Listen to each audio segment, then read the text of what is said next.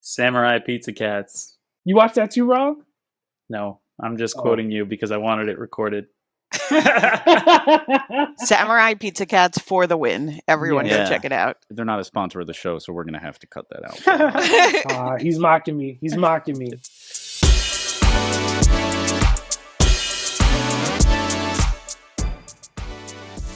What's up, lifers, and welcome to the Daily Stand-Up with Lifetime Value, where we're giving you fresh new customer success ideas every single day. I got my man JP here. JP, do you want to say hi?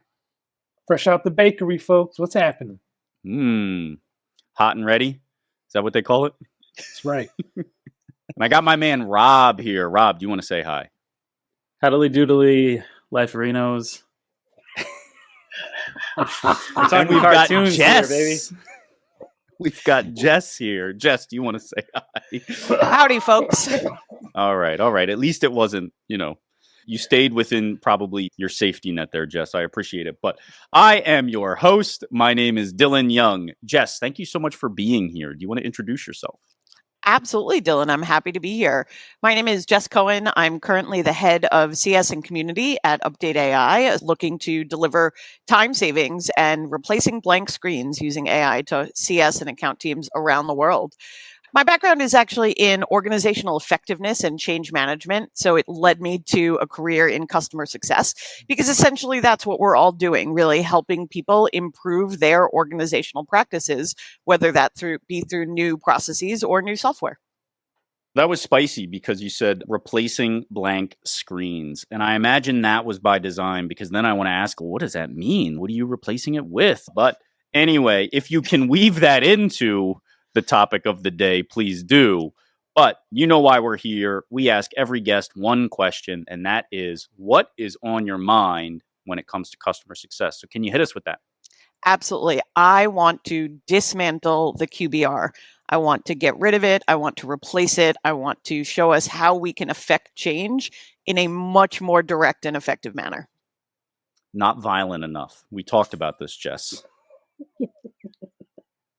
You want to dispatch the QBR. So why? Where's that coming from? I mean, I feel like this ebbs and flows, right? Like sometimes we hate it. Sometimes we're like, well, but it has value if you use it in the right way. So tell me what the little voice in your head is. Is that my voice, Dylan? No, it wasn't meant to be, but if you want to own it, you can have it. The little voice in my head, which is not unlike Rob, is telling me that we are not auditory processors. And by we, I mean human beings. No one likes to just be talked at. Everyone wants to be engaged. Everyone wants to be asked what they think about things. And QBRs have become so rote, and especially since COVID and the before times when they're all online, it's really hard to keep people engaged in an online call for the amount of time it really takes to cover the things you want to cover in a QBR. I'm all for the idea of sharing product roadmaps, getting product feedback, going over usage statistics, looking for new use cases and expansion. All of that should be done. But the idea of cramming that all into one 55-minute meeting with someone who you probably haven't seen in the past year and are probably multitasking as you're talking to them, there's got to be a better way to deliver that information. That's all. And are you going to tell us that is UpdateAI? Absolutely not. UpdateAI can help you. I didn't know. I wasn't being sure. Don't tell Josh, though. Look.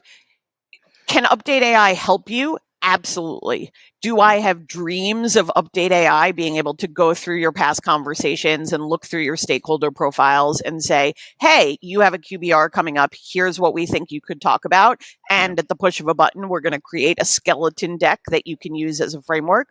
Do I love that idea? Absolutely. But again, this is about replacing the blank screens.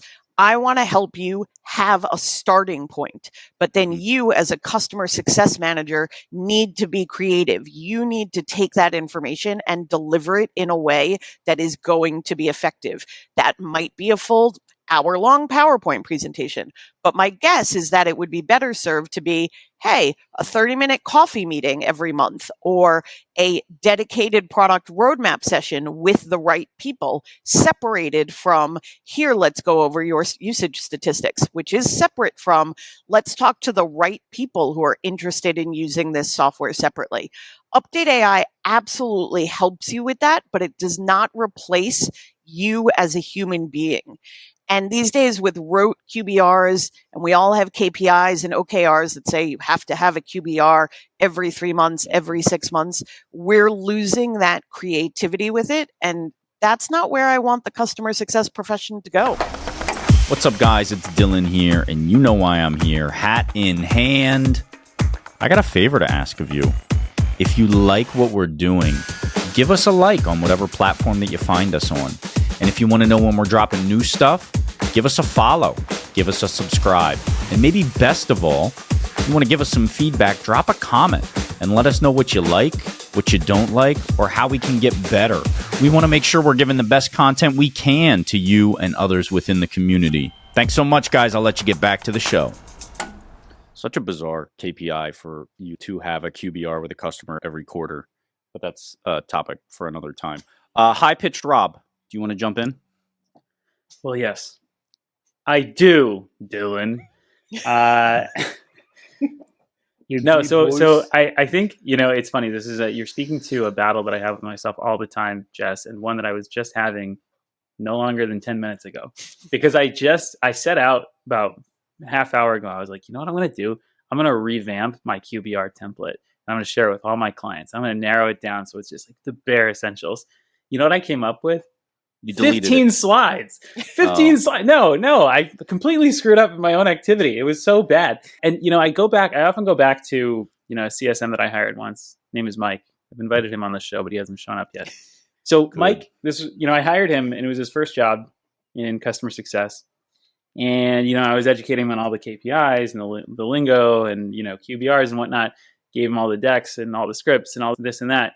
And he was feeling overwhelmed for a while. And then eventually he comes to me. He's like, Bob, I got it figured out. Call me Bob. He's like, Bob. I got it figured out. Well, now you know what you're going to be called for the rest of this episode, not the rest of today. High-pitched Bob. His brother actually gave me that name, who I also hired. And anyway, long story short, he's like, I got it figured out. He's like, if all I do, I come into work, I call people up and I say, hey, did you read the release notes? You going to renew? Okay, cool. Talk to you soon. See ya. And he would just hang up the phone. He's like, if I just do that, I can knock out my whole book of business in one day. And I was like, yeah. You're not right, but you're not wrong, Mike. And I was kind of just looking at these diametric opposites, me on one side, Mike on the other side, him stripping it down to the bare essentials. I'm like, God, the truth is in the middle here. I'm trying to break it up into mini meetings, like you're saying, Jess, or microdosing, as someone called it at a conference once. Microdosing QBRs. That was a trip.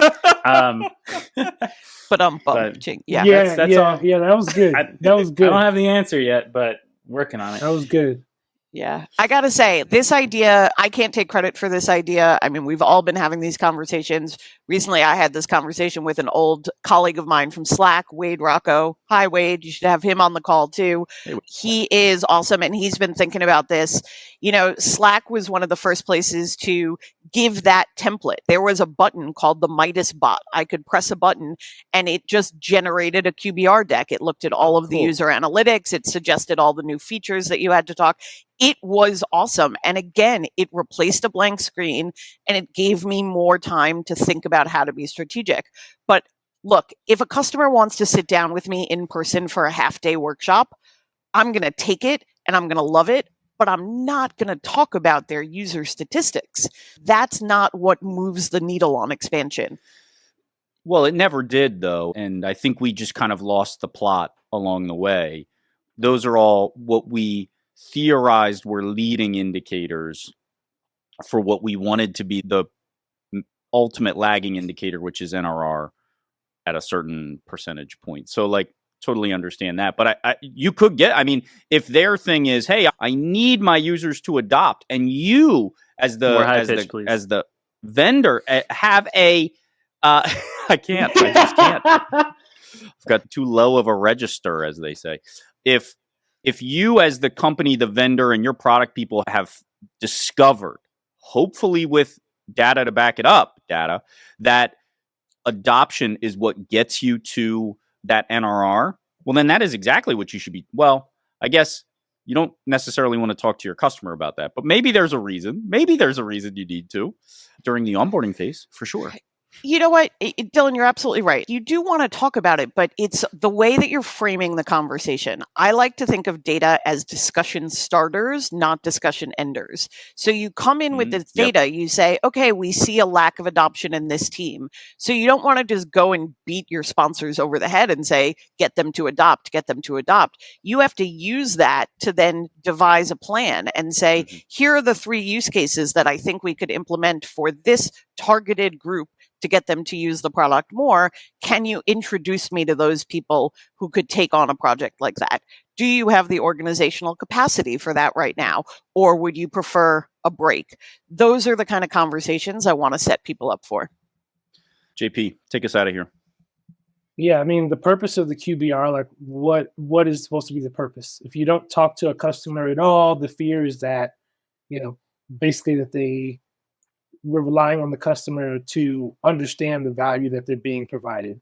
So part of it is the value that they're being provided, but I like to think about it as what really engages people. We talk about CS being proactive and reactive. I think you can have a reactive QBR where you're just sort of talking about what people have done, which is okay, or you can be proactive and talk about the value that people could be getting. Because there's a song that says, more money, more problems, but also more problems, more money. So where are the problems that this customer is maybe headed towards or maybe hasn't thought about? Those are opportunities that are like value landmines that maybe they don't quite see yet. And if you have a QBR that's telling them about the value that they're getting is actually more of a footnote. Hey, you're getting value from the software because it's like, hey, that's what we're supposed to be doing because you bought it, right? But like about the value that you could potentially be getting, I think you get the ears to perk up a bit. I love it. And gentlemen, as I leave you, please tell me that you're going to be printing t-shirts and hats with "Mo problems, mo money," because that should be our motto everywhere. Man, I'd be rich as if that were the case. Anyway, that's our time, Jess. Thank you so much for being here. Thank you for bringing Sam the Samurai Cat, and we hope to have you back soon. Absolutely, folks. Thank you so much. Have a great day. Bye. See you, Jess. You've been listening to The Daily Stand-Up by Lifetime Value. Please note that the views expressed in these conversations are attributed only to those individuals on this recording and do not necessarily reflect the views and opinions of their respective employers. For all inquiries, please reach out via email to dylan@lifetimevaluemedia.com. Find us on YouTube @Lifetime Value and find us on the socials @Lifetime Value Media. Until next time.